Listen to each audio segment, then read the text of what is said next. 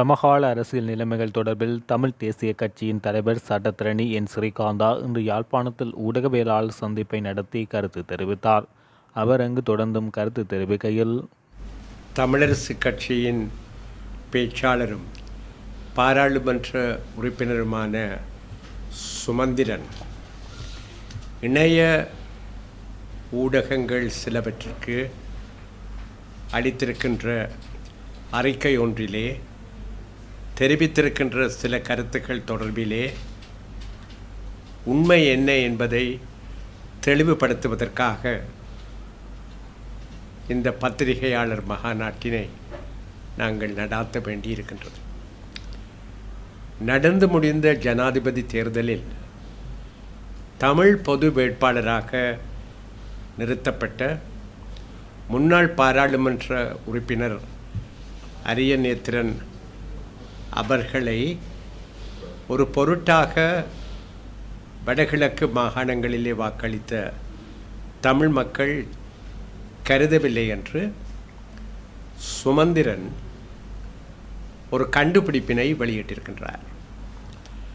ஆனால் வடகிழக்கில் உள்ள 5 தேர்தல் மாவட்டங்களினதும் தேர்தல் முடிவுகளையும் இந்த 5 தேர்தல் மாவட்டங்களிலும் தமிழ் மக்களுடைய விகிதாசாரம் எந்தெந்த மாவட்டத்தில் எப்படி அமைந்திருக்கிறது என்பதனையும் ஆராய்ந்து பார்த்தால், அவ்விதம் ஆராய்ந்து பார்க்கிற பொழுது வாக்களிப்பு விகிதத்தை, ஒட்டுமொத்த வாக்களிப்பு விகிதத்தையும் மனதில் கொண்டு அதனை பரிசீலித்தால் உண்மை நிலைமை என்ன என்பது திட்டத்தெளிவாக தெரியும். யாழ்ப்பாண மாவட்டத்தில் கிட்டத்தட்ட 98% மக்கள் தமிழர்கள். மட்டக்களப்பு மாவட்டத்தில் தமிழர்களுடைய தொகை 72%. வன்னியிலே தமிழ் பேசும் முஸ்லிம் சகோதரர்களையும் சிங்கள மக்களையும் விட்டுவிட்டு பார்த்தால் தமிழ் மக்களுடைய மொத்த தொகை கிட்டத்தட்ட 85% சற்று அதிகமானது. அம்பாறை மாவட்டத்திலே தமிழர்களாகிய நாங்கள் 18%, திருகோணமலை மாவட்டத்தில் சுமார் 32% இருந்து கொண்டிருக்கிறோம். இந்த நிலைமையிலே இந்த மாவட்டங்கள் ஒவ்வொன்றிலும் அளிக்கப்பட்ட மொத்த வாக்குகள் என்ன, அங்கு செல்லுபடியான வாக்குகள் என தீர்மானிக்கப்பட்ட வாக்குகளிலே அந்த மாவட்டத்தினுடைய ஜனத்தொகை விகிதாசாரத்தின் அடிப்படையிலே தமிழ் வாக்குகள் நேர்மையாக பரிசீலித்து பார்த்தால் எவ்வளவு என்பதை மனதிலே கொண்டு இத்தகைய ஒரு ஆய்வு நடாத்தப்படுவதே நேர்மையானதாகும். ஆனால் சுமந்திரன் தன்னுடைய வழக்கமான பாணியிலே சில கருத்துக்களை வெளியிட்டிருக்கிறார். அந்த கருத்துக்கள் விஷமத்தனமானவை, உண்மைக்கு புறம்பானவை. யாழ்ப்பாண மாவட்டத்தை எடுத்து பார்த்தால், யாழ்ப்பாண மாவட்டத்தில் அளிக்கப்பட்ட செல்லுபடியான வாக்குகள் மொத்தம் 3,73,000. இந்த 3,73,000 வாக்குகளிலே தமிழ் பொது வேட்பாளர் அரியநேத்திரன் மொத்தம் 116,000 வாக்குகளை பெற்றிருக்கிறார். இது அளிக்கப்பட்ட மொத்த வாக்குகளிலே கிட்டத்தட்ட 30% சற்று அதிகமானது.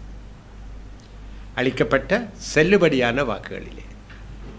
அதே போல் வன்னி தேர்தல் மாவட்டத்தை ஆராய்ந்து பார்த்தால், அங்கு சிங்கள மக்கள் முஸ்லிம் மக்களுடைய ஜனத்தொகையையும் மனதில் வைத்து பரிசீலித்தால் அளிக்கப்பட்ட செல்லுபடியான வாக்குகளிலே அரியநேத்திரன் பெற்ற 36,377 வாக்குகள் கிட்டத்தட்ட 20%. கிட்டத்தட்ட அதுபோலவே மட்டக்களப்பு மாவட்டத்தில் அவர் பெற்ற 36,905 வாக்குகள் சுமார் 15 வீதமாக அமைந்திருக்கின்றன தமிழ் வாக்குகள், தமிழர்களுடைய மொத்த வாக்குகளிலே. திருகோணமலையிலே, அம்பாறையிலே தமிழர்கள் முறையே 32 வீதமாகவும் 18 வீதமாகவும் இருக்கின்ற நிலையிலே அங்கே அளிக்கப்பட்ட வாக்குகளிலே அரியநேத்திரன் அவர்கள் பெற்றுக்கொண்ட வாக்குகளை வேறு தளத்தில் நின்றுதான் பரிசீலிக்க வேண்டும். ஆனால் ஒட்டு மொத்தமாக ஆராய்ந்து பார்த்தால் தமிழ் தேசியத்தின் கோட்டையாக கருதப்படுகிற யாழ்ப்பாண மாவட்டத்திலே முதல் நிலையிலே வாக்குகளை பொறுத்த மட்டிலே இருந்து கொண்டிருக்கிற சஜித் பிரேமதாசவை விட வெறும் 4500 வாக்குகள் அளவில்தான் அரியநேத்திரன் குறைவாக பெற்றிருக்கிறார் என்பது உண்மையானது. யாழ்ப்பாண மாவட்டத்தில் அளிக்கப்பட்டிருக்கிற 1,16,688 வாக்குகளும் யாழ்ப்பாணத்தின் அரசியல் பின்னணியிலே, அதுவும் இந்த தேர்தலிலே 3 பிரதான சிங்கள வேட்பாளர்களுக்கு பல்வேறு வழிமுறைகளில் யாழ்ப்பாண மாவட்டத்தில் தமிழர்களுடைய வாக்குகள் திரட்டப்பட்ட பின்னணியிலே மிக மிக முக்கியத்துவம் பெறுகின்றன. இதே போலத்தான் வன்னியிலும், இதே போலத்தான் மட்டக்களப்பிலும், திருகோணமலையிலும் அம்பாறையிலும் கூட அளிக்கப்பட்ட வாக்குகள் நிச்சயமாக கணிசமானவை. அங்குள்ள கள நிலைமைகளை பொறுத்த மட்டிலே, தள நிலைமைகளை பொறுத்த மட்டிலே அவை நிராகரிக்கப்படக்கூடிய பெறுமதியை கொண்டவை அல்ல. இருந்தும் கூட திரு சுமந்திரன் சில விடயங்களை தனக்கே உரிய பாணியிலே திரித்து கூறியிருக்கிறார். இந்த கட்டத்திலே நாங்கள் திட்டவட்டமாக சொல்ல விரும்புவது ஒன்றுதான்.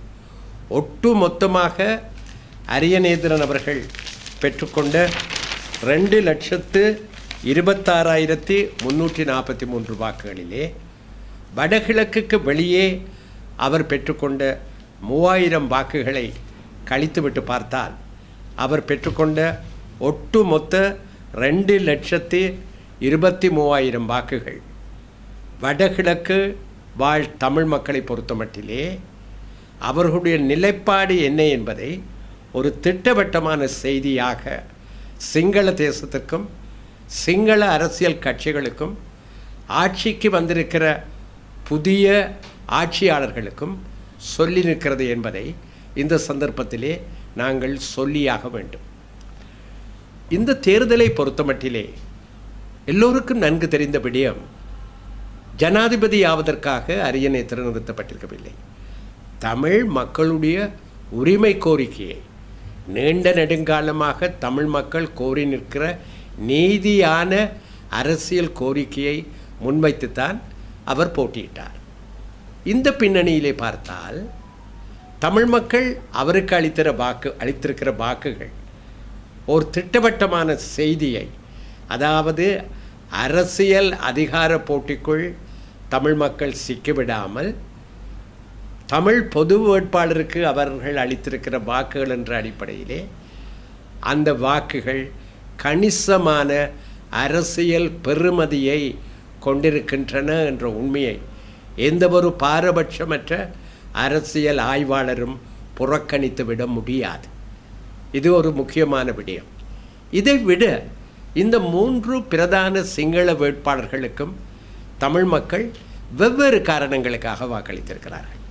அதனுடைய அர்த்தம் திரு அரியநேத்திரன் அவர்களுடைய அரசியல் நிலைப்பாட்டை அவர்கள் நிராகரித்திருக்கிறார்கள் என்பது அல்ல. உதாரணமாக சஜித் பிரேமதாசவினுடைய வாக்குகள் வடகிழக்கை பொறுத்தமட்டிலே அவர் சென்ற முறையும் வெற்றி கொண்ட 5 தேர்தல் மாவட்டங்களிலும் இம்முறையும் அவர் பெற்றுக்கொண்ட வாக்குகள். அவர் ஏற்கனவே இந்த 5 தேர்தல் மாவட்டங்களையும் சென்ற ஜனாதிபதி தேர்தலில் வெற்றி கொண்டிருந்தார். அதே நேரத்தில் ரணில் விக்ரமசிங்க அவர்களை பொறுத்த மட்டிலே அவருடன் இணைந்திருந்த சில அரசியல் கட்சிகள், அரசியல்வாதிகள் சமீப காலம் வரையிலே முன்னாள் ஜனாதிபதி மஹிந்த ராஜபக்ஷவின் அல்லது அவருடைய அரசியல் வாரிசுக்களாக ஆட்சி பீடத்திலே அமர்ந்திருந்தவர்களின் நிலைப்பாட்டை ஆதரித்து வந்திருக்கிற யதார்த்தத்தை நாங்கள் மறந்துவிட முடியாது.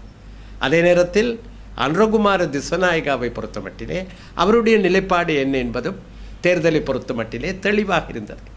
ஆகவே இந்த நிலையிலே பார்த்தால் அரியநேத்திரனை தமிழ் மக்கள் நிராகரிக்கிறார்கள் என்று திரு சுமந்திரன் கூறுகிற பொழுது அவர் இந்த 3 பிரதான சிங்கள வேட்பாளர்களும் முன்வைத்த வெவ்வேறான ஆனால் அடிப்படையிலே தமிழ் மக்களுக்கான அரசியல் நீதியை முற்று முழுதாக வழங்குவதிலிருந்து தவறி தமிழ் மக்களுக்கான அரசியல் தீர்வு என்பது நிரந்தரமானதாகவும் திட்டவட்டமானதுமாக அவர்களால் முன்வைக்கப்பட்டிராத நிலையிலே அந்த நிலைப்பாட்டை தமிழ் மக்கள் ஆதரித்திருக்கிறார்கள் என்று சொல்ல வருகிறாரா என்றுதான் நாங்கள் கேட்க விரும்புகிறோம்.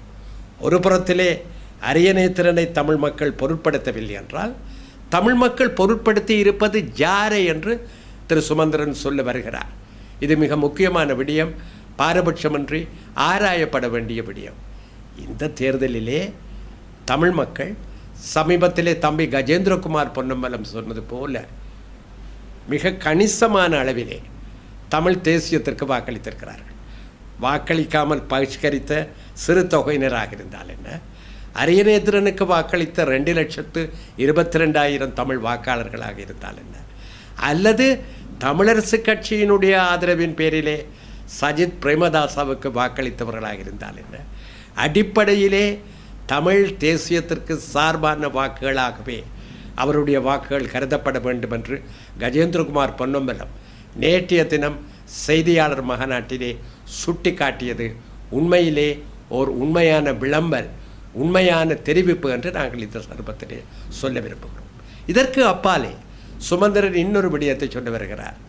3 பிரதான சிங்கள வேட்பாளர்கள் மோதிய நிலையிலே சிங்கள பேரினவாதம் சமீபத்திலே மிக கீழான நிலைக்கு போயிருக்கிற பின்னணியிலே பேரம் பேசலுக்கு இந்த அதிகார போட்டி பயன்படுத்தப்பட்டிருக்க வேண்டும்.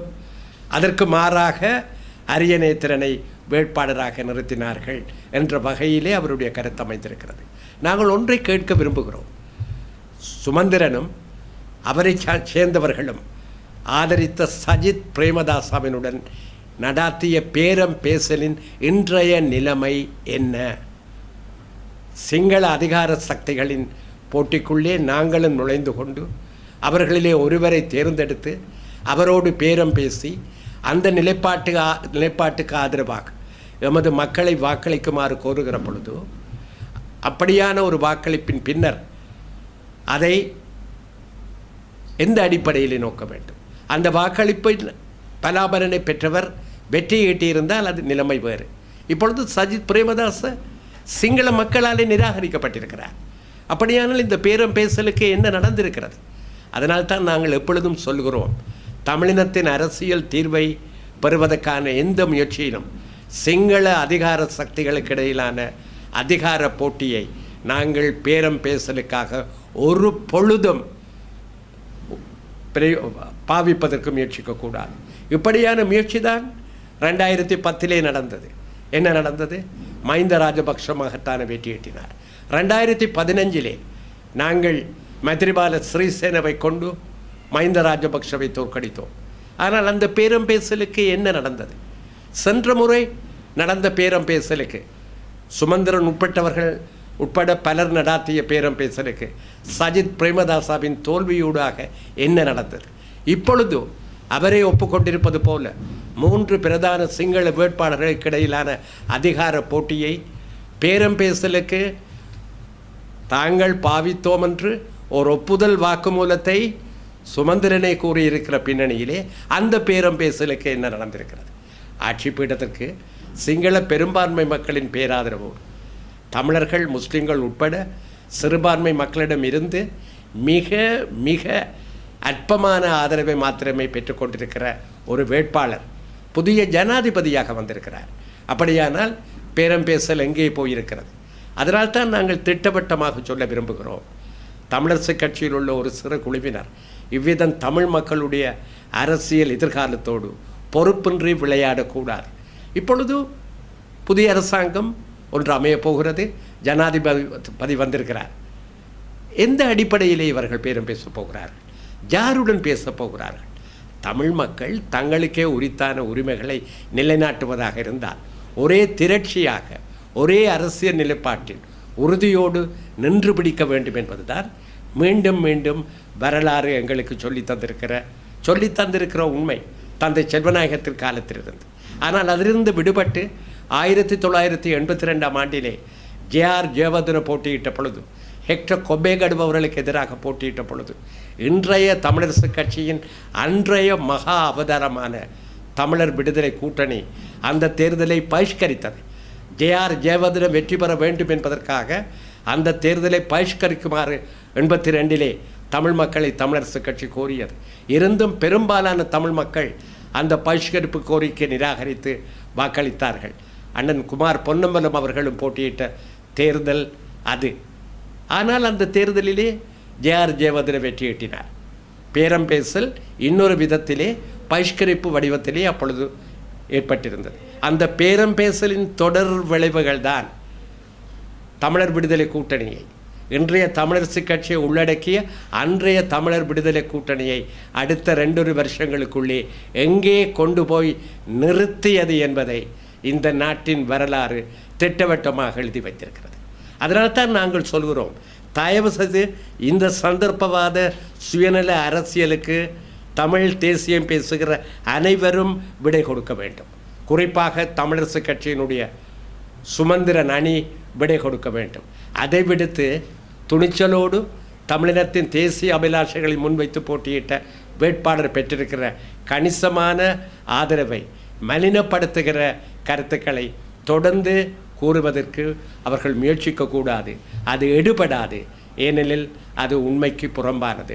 புள்ளி விவரங்கள் வேறு விடயத்தை, வேறு ஒரு உண்மையை தெளிவாக சொல்லி நிற்கின்றன. நன்றி நண்பர்களே. இப்போ எதிர்காலத்தில் எப்படி தன்னுடைய பயணத்தை ஆரம்பிக்க போகின்றது என்று பேச்சுவார்த்தைகள் முன்னெடுக்கப்பட்டிருக்கிறது. பாராளுமன்றம் 2 நாட்களிலே கலைக்கப்படும். தமிழ் தேசிய கூட்டமைப்பிலே அங்கம் வகிக்கிற கட்சிகளிலே 5 கட்சிகளை கொண்டிருக்கிற எங்களுடைய ஜனநாயக தமிழ் தேசிய கூட்டணி நாளை மாலை கூடவிருக்கிறது. தொடர்ந்து நாங்கள் தமிழ் பொதுச்சபையின் பிரதிநிதிகளோடு பேசியிருக்கிறோம்.